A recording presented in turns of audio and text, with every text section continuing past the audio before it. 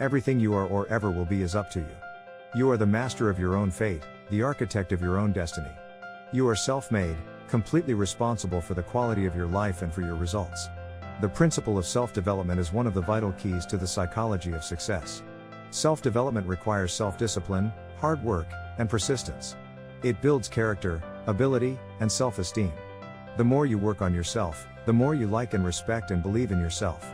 The more self-confidence you have, the greater the feeling of personal fulfillment you experience. Men and women who accomplish great things with their lives are not necessarily better or smarter or more gifted than others.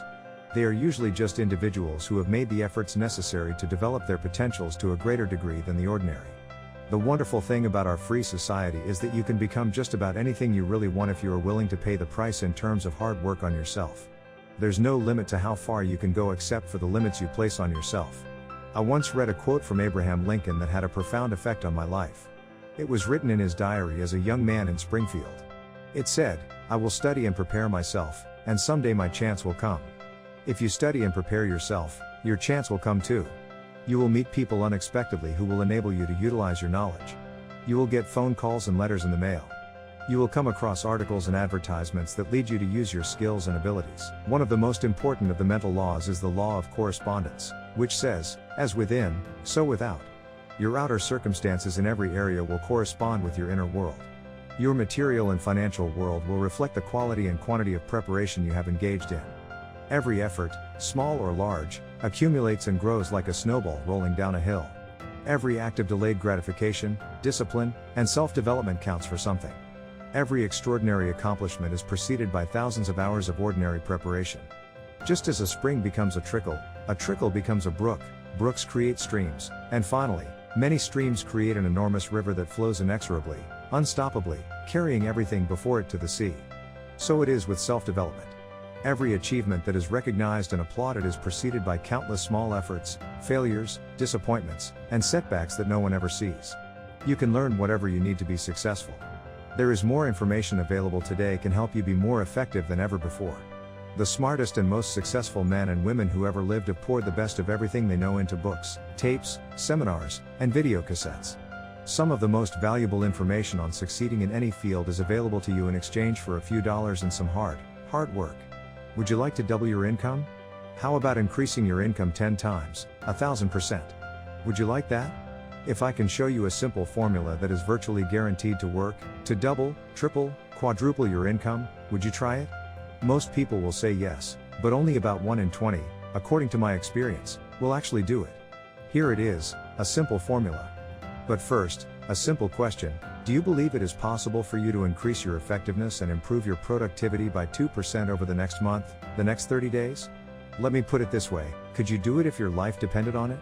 Of course, you could.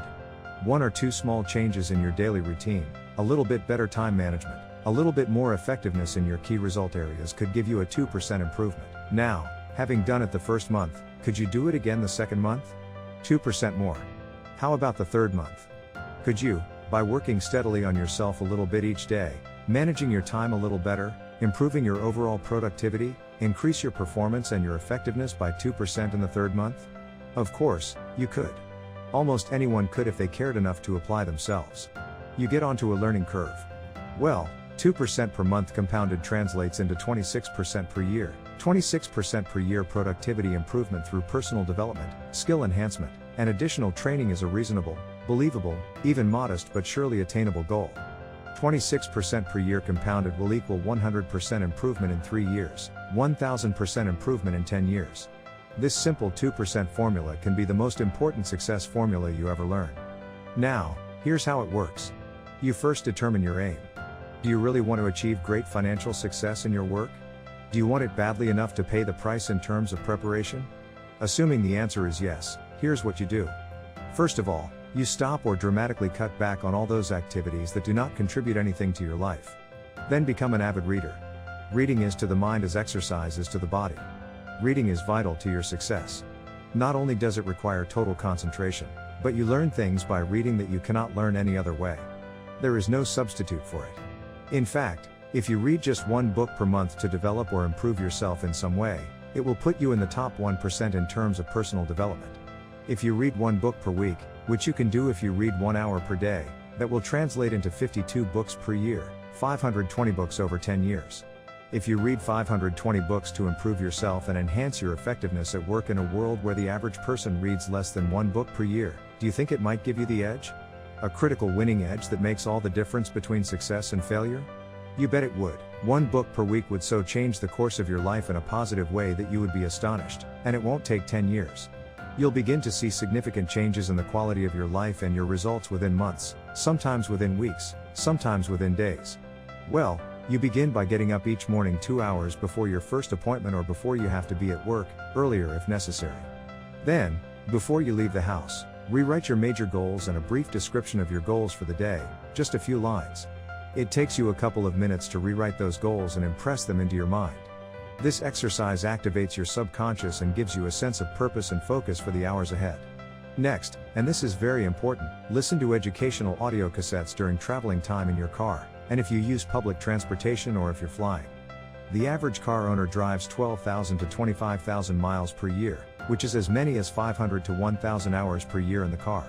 This translates into 12.5 to 25 40-hour weeks sitting in the car, enjoying prime learning time. This is the equivalent of 1 to 2 university semesters. You can become one of the best educated, most highly motivated, well-informed people of our society simply by listening to audio cassettes in your car. If you're not listening to audio cassettes in your car continually, you're missing hundreds of hours of prime learning time, and every hour you miss is going to cost you in lost earnings and diminished potential. The third leg of the triangle of self-development, the first two being reading and listening to audio cassettes, is courses and seminars put on by people who have achieved success in the subjects they are talking about, and this is important. Attend at least 4 seminars or courses per year, one every 3 months. Take all the training you can get, and never stop learning. If your company supplies you with training opportunities, take every single one of them. And if your company does not, remember you are totally 100% responsible for your ongoing education. The whole purpose of an education, even up to university level, is simply to teach you how to learn. From then on, it's up to you to apply the lesson. I think that the major difference between winners and losers is their attitude toward spending money on improving themselves. Winners recognize that they are their most precious asset. Winners are always investing in improving the quality of their thinking and the quality of their knowledge. They recognize that the functioning of their mind, more than anything else, is going to determine everything that happens to them, and they're always working on achieving a higher level of mental fitness and mental preparedness. Remember, they say that luck is when preparedness meets opportunity. Winners in almost every field are characterized by the fact that they know more, that they have more practical knowledge acquired through study and experience than do the underachievers. It's as simple as that. Losers always make excuses for not investing in themselves. You've probably all heard the things they say. They say things like, "I can't afford it," which means, of course, that they won't afford it. They usually have money for clothes, money for socializing, money for liquor, and money for travel, but they don't have money to invest in their minds. They say, "I don't have the time," which means, of course, that they won't make the time to invest in themselves. And the worst of all, they say, "I don't need that because I know all that stuff already." Most losers fall into the category of what they call the unconscious incompetent. This is the person who does not know and does not know that he does not know. The truly hopeless case. People with limited education are aware of how little they know relative to how much there is to learn, so they're continually seeking new information. But university graduates often think they've learned everything there is to know, and they stop reading when they leave campus. The bottom line of the losing mentality is that the loser does not believe in himself or herself. The loser doesn't believe that any efforts in self-development would change anything, so they don't even try. Remember, a person who does not read is no better than a person who cannot read. A person who does not work on himself or herself is no better than a person who cannot.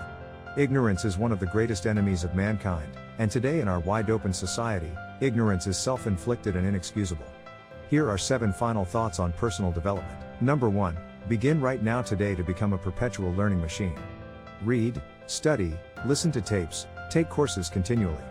1 hour per day of study in any subject will make you an authority in 3 years, a national expert in 5, and an international authority in 7. Number 2. Remain teachable, remain open, interested, and curious. In all your life, you will never learn all there is to know about even one subject, even about yourself, for instance. Number 3. If you want to be successful, study success. Become an expert on success. Learn proven success methods from others so you don't have to reinvent the wheel. Number 4. Get around other successful people. Fly with eagles, don't scratch with turkeys. Learn from them. Ask their advice on what to do, what to read, what courses to take, what tapes to listen to, and be willing to help others with advice on success as you learn it. Number 5. The human being is an organism, and if you're not growing with the input of new information and ideas, you're stagnating. Most people are stuck in a rut because they stopped growing. Don't let this happen to you. When you stop taking in new information, your mind and your brain begin to atrophy, and you tend to fall into a state of lethargy and depression. It is new information that gets you out of it. Number 6. As Jim Rohn says in the audio cassette program 7 Secrets of Wealth and Happiness, work at least as hard on yourself as you do on your job. Work at least as hard on yourself as you do in your job. Remember, you are your most valuable asset. And finally, number 7.